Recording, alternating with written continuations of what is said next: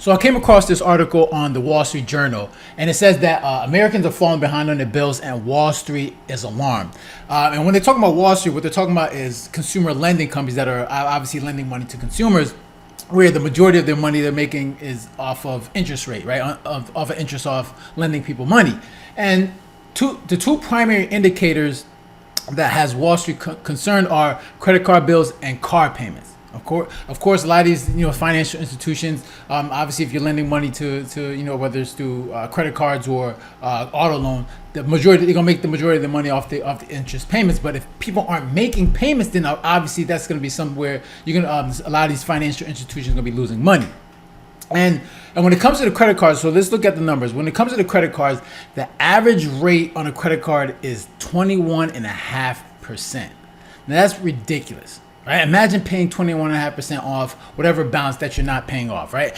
That's just ridiculous, right? And like if you were imagine getting that return off of an investment, like you would take that all day. But people are actually paying that amount off the debt that they owe, credit card balances that they owe on these credit cards. Okay, and that's just impossible because I think I don't know what the average balance is on a credit card, but I'm pretty sure it's over 1,000, right? And imagine paying 21%. A lot of people are paying that. It's just unsustainable. So a lot of people are just probably paying the minimum $25, $30 payment on that credit card, and then the balances are just continually going up. And this has people concerned because now they're also saying that over 9% are turning delinquent or have turned delinquent over the past year, right? And they expect that charge-offs to increase. Right, and of course, when it comes to the charge-offs, it gets to a point where you owe so much money and you're not making payments.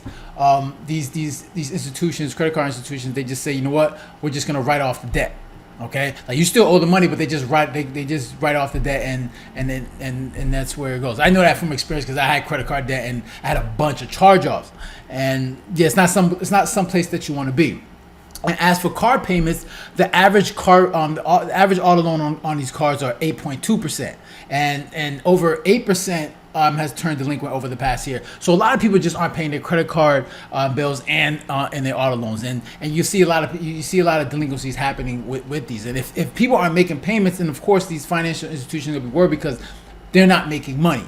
Okay, and obviously, over the past 2 years, a big reason for why these interest rates are so high on the credit cards and auto loans is because the past 2 years you're talking about the Feds raising the interest rates on with banks, right? So the money that they're borrowing to lending to consumers are going up, and you see that. I remember back at a few years ago, it was what 15% for credit cards, maybe 18%. Now it's 21%. That's just crazy. And the people that they're worried about the most with this is lower income people. All right, these people are the more susceptible to economic downturns or slowdowns in the economy or inflation. Right, these are the people that they're worried that aren't making their payments on these debts. So these are the people that they're looking at, and they're concerned that they won't be able to pay, because obviously if you're someone that's not making that much money, you don't have that much discretionary income.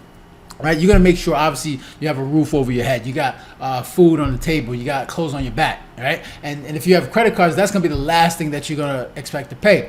Of course, you want to make sure the car payment is the last thing that you're not gonna pay, because you obviously need that car to get to work. But credit cards, you'll do that, you'll just let that go. And I know that from experience, because I remember when I stopped paying my credit card, I just stopped doing that. I made sure my student loan payment was up, and that was only $100, so it wasn't much. And I made sure that obviously I was paying my gym membership, right?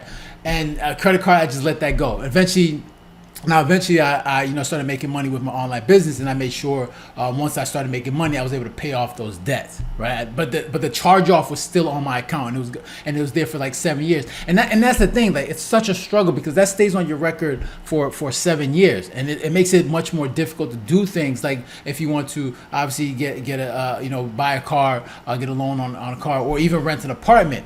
Now, the good thing for me is when I remember looking for an apartment, when they initially saw my credit report, they saw that charge off. They didn't deny me, but they kind of said this is going to be kind of tough, until they spoke with the higher ups, and they saw that I had cash on hand. So that was the good thing. Even though I had that on my report, I did have a lot of cash on hand, and they said I was fine. I was fine to get the apartment, and obviously they asked for two months of deposit. 2 months of first and last month's rent. so I was able to get it. But it can make it very difficult, especially when you have bad, negative marks on your credit report. And this is the thing that you have to understand. Right, it's like this is the importance of, and this is why it's so important to of making sure you have your finances in order. Because obviously, like if you look at the state of the economy, you have a government that's just reckless with the way they spend money.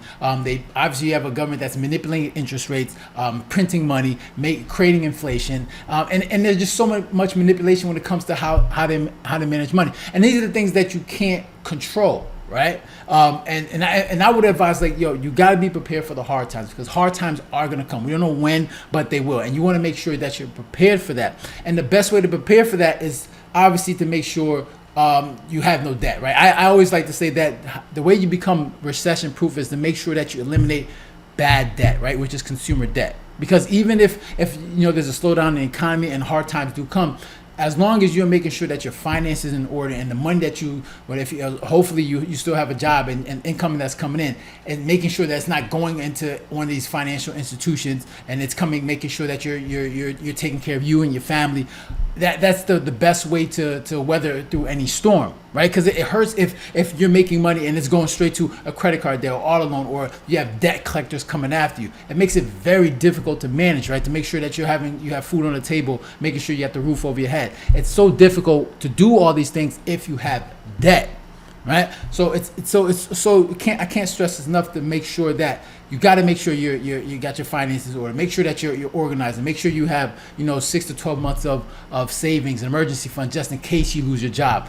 Make sure you get rid of any type of bad debt, whether it's credit card or auto loan debt that's just taking away your money, and making sure that if things do get rough, you're able to manage and make sure you're weathering through that storm. Because there's going to be a lot of people that's not going to be able to do that, because they have so much debt, because their money is going somewhere else, instead of making sure that they're secure financially within their home. So I think that's the best way to do it, is like making sure if you can eliminate debt, because you see it right now. A lot of these institutions are worried about people being able to make payments.